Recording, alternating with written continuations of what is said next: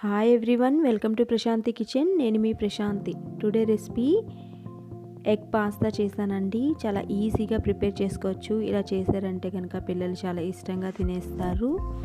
మరి ప్రాసెస్లోకి వెళ్ళిపోదామా.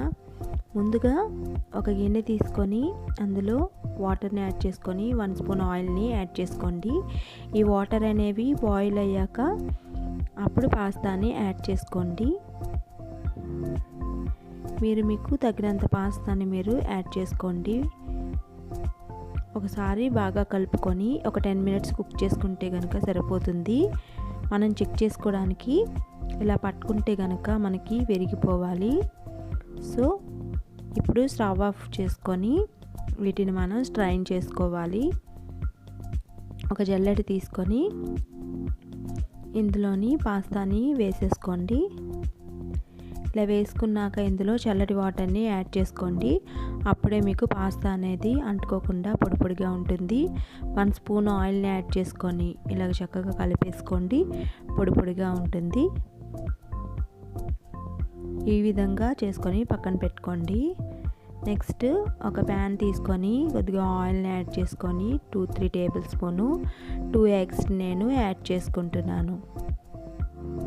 మీరు కావాలంటే ఇంకా ఎక్కువగానే యాడ్ చేసుకోవచ్చు. మీరు క్వాంటిటీ బట్టి యాడ్ చేసుకోండి. ఇలా యాడ్ చేసుకొని వీటిని వేయించేసుకోండి ఒక 2 మినిట్స్. ఎక్కువ కలుపుకుంటే కనుక మనకి ఎగ్ అనేది గుండగా అయిపోతుంది. సో లైట్గా ఇలాగా కలుపుకుంటే కనుక మనకి పెద్ద పెద్ద ముక్కల్లో వస్తుంది. చాలా టేస్ట్ కూడా చాలా బాగుంటుంది. ఇలా వేయించుకొని ఒక ప్లేట్లోకి తీసేసి పెట్టేసుకోండి, సరిపోతుంది. నెక్స్ట్ అదే ప్యాన్లోని కొద్దిగా ఉల్లిపాయ ముక్కల్ని యాడ్ చేసుకోండి. సన్నగా తరుక్కొని నేను ఒక ఉల్లిపాయని తీసుకున్నాను. ఇందులో ఒక 4-5 పచ్చిమిర్చిని యాడ్ చేసుకోండి. ఇలా యాడ్ చేసుకొని ఒక 2 మినిట్స్ వేయించేసుకోండి, సరిపోతుంది. మనకు ఉల్లిపాయ అనేది సాఫ్ట్గా వచ్చేయాలి, అంతవరకు మీరు వేయించేసుకోండి. నెక్స్ట్ ఇందులోనే 1 స్పూను అల్లం తురుముని వేసుకుంటున్నాను.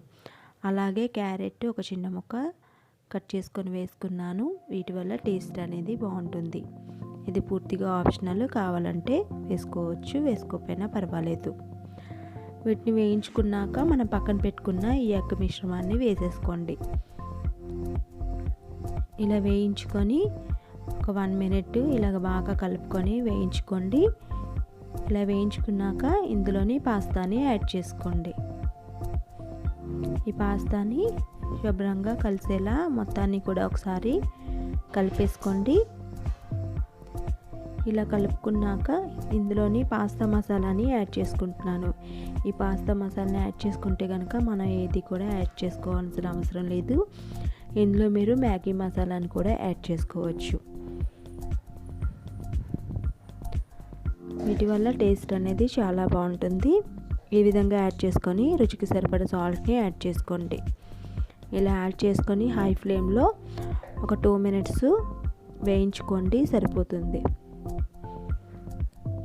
ఇలా మొత్తాన్ని ఇలాగా ఒక 2 మినిట్స్ వేయించుకున్నాక టేస్టీ పాస్తా అనేది రెడీ అయిపోతుంది. చక్కగా సర్వ్ చేసుకొని మీ పిల్లలకి చేసి పెట్టేయండి, సరిపోతుంది. సో చూసారు కదా ఫ్రెండ్స్, ఎంతో టేస్టీగా ఉండే పాస్తా రెడీ అయిపోయింది. ఫ్రెండ్స్, ఈ వీడియో కనుక మీకు నచ్చినట్లయితే ఒక లైక్ చేసి నా వీడియోని షేర్ చేయండి. అలాగే సబ్స్క్రైబ్ చేసుకోవడం మర్చిపోకండి. Thank you very much friends. Thank you for watching.